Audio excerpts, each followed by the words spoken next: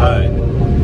So I'm trying I wanted to talk about polarity, right? And jealousy. And how and coveting. So basically I was saying that a positive of not being with someone all the time will help with coveting to make sure that a person stays focused on God and what He wants for you. And if it were another way, it wouldn't be a good thing. So, you know, if you're with someone all the time, I look at it, even God wants us to be with Him at certain seasons, maybe a lot, like often, and other times He may want us to separate and go work on, you know, what it is that we learn, and then come back. So that creates a growing process. And I just was saying that, you know, I think that that's just the way it is. You know, as you know, it's respecting polarity.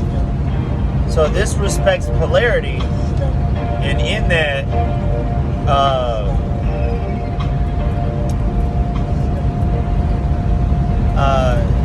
because if it weren't, then everything would be in unison, would be unified.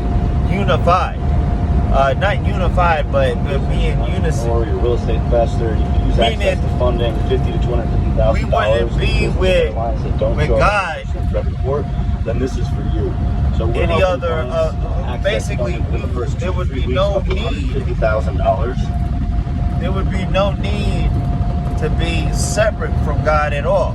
When I'm saying separate, I'm not talking about mentally or physically. I'm talking about we all need to be God. Like, He would bring us all back to being one. There would be no point in having a separate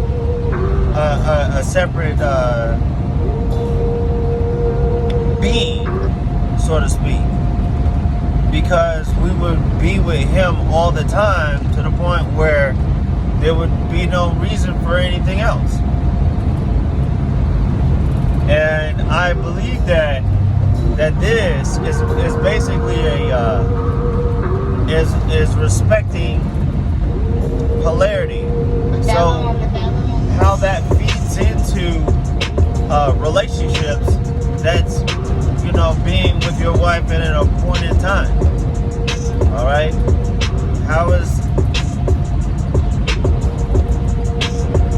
I say, how is this supposed to be,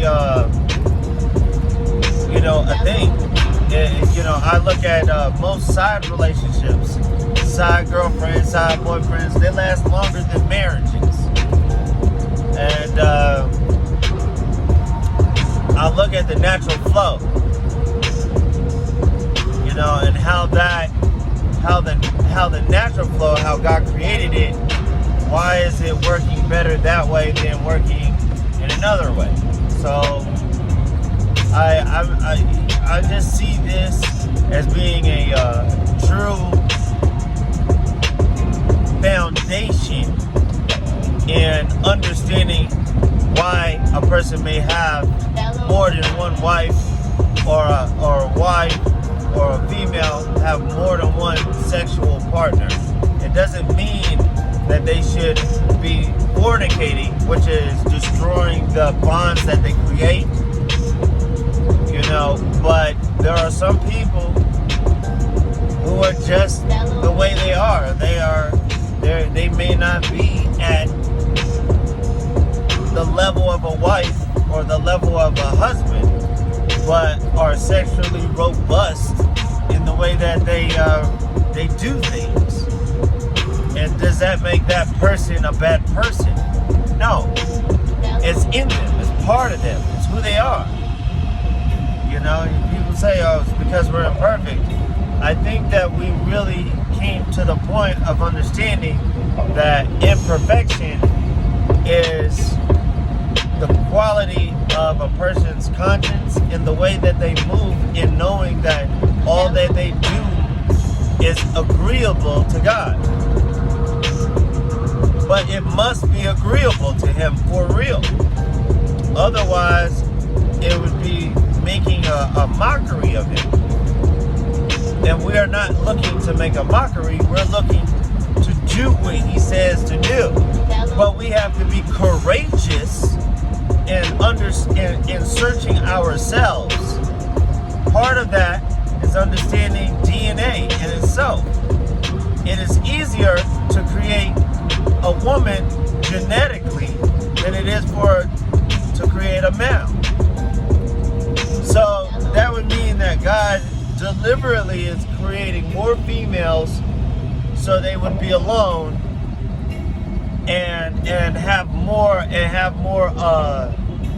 just be miserable, because He created some women just to be alone. I mean, that's possible, but I don't think that He would do that. I believe that it's genetically that way because of the fact of marriage. Welcome to Celebrity Party. It's just the way I see it. There's a lot of great people playing on the show. All right. They're all gonna get their ass whooped either way. I would like to hear any counter arguments on that level, because I go into all of it, even greed. You look at one point of view, it seems as being greedy, but it also can be seen as a person who is capable, proving most people their think you need a capableness. lot of money to start real estate investing. So Most people think about. I think that this is what it really is at the end of the day. All right, y'all hold it down.